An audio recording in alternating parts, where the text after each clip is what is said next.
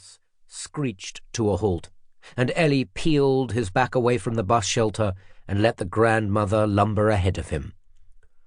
Hauling herself aboard, she found a seat halfway down the aisle. Ellie made his way to an empty seat at the back of the bus. It was well away from the grandmother, but next to a dati. Sliding down, Ellie glanced over at the grey sideburns, wispy beard, and pallid skin. The bus jolted forward, and Ellie's head jerked back against the headrest. He felt a finger nudging his ribs. Turning, Ellie caught a blast of a gastric disorder from the man's mouth. "You speak English?" the old man said with an American accent. "Or Yiddish?" His tone was peremptory, and he didn't wait for an answer. "Is this Rosh Pinna Street? Is this the corner of Rosh Pinna and Ariel?" "Next stop," Ellie said. "You'll tell me when we get there?" "Of course. It'll be a pleasure." Aware that he'd used the right idiom, Ellie was still irritated with himself because he always struggled with the precision and physical placement of an English accent. The focus wasn't around the lips and vestibule of the mouth like French. Neither was it located near the hard palate and throat like Arabic. It sat somewhere around the middle, just before the soft palate, and it bugged him that he hadn't got it, even after years of study. 5 minutes later, when Ellie was trying to select an appropriate expression to practice on the American, they were at Rosh Pinna Street. Ellie stood to let the man out. "Take your time, sir," Ellie said. "There's no rush. No rush at all." Shit. He'd done it again. Rolled the R.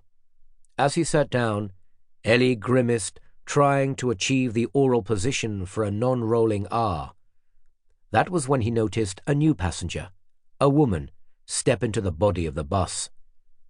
Ellie stared. In dark blue jeans and flowing green top, skeletal shoulders sat atop a lumpy waist, and an ugly hat shaded her face. But it wasn't the absence of any aesthetic that made the base of Ellie's neck prick, as if an elastic band had flicked against his flesh. It was her expression. She was terrified. Ellie glanced across the aisle at a soldier to see if his combat receptors had kicked in, but the kid was more interested in the horse-faced girl by his side. No backup there. Up ahead, the woman was hauling a black and white shopping trolley down the aisle. Judging by her strained expression, the load was heavy. Ellie stood up to get a better look at her. Was she ill? Beneath heavy makeup, the woman was pouring sweat. She was drenched. A slick of moisture dewed her upper lip, and the armpits of the blouse were almost black. Okay, it was hot outside, and okay, she dragged a loaded shopping trolley to the bus stop, but there was something wrong with her. Between thick eyebrows there was a deep frown crease, and her eyes flicked around the bus, not settling, not making contact. Ellie reached into his pocket for his cell phone. He glanced down and fingered the button to call the emergency services. Was he overreacting? Up ahead, he saw the woman's lips were moving, and her hand was clenched around the handle of the shopper.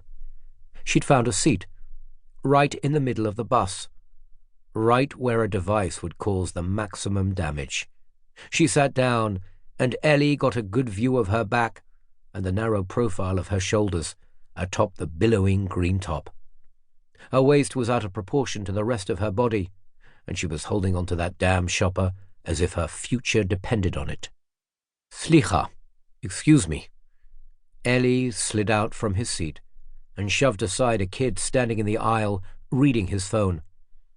Ahead, the woman was still clutching the shopper and positioning it with both hands. Not one, struggling to keep it upright. Ellie was 2 meters away from her, and closing in when a man, an office worker in a white shirt, stepped into the aisle and blocked Ellie's way. In one hand, he had a paper cup of coffee, and he was reaching to take a linen jacket off the seat hook with the other. Using the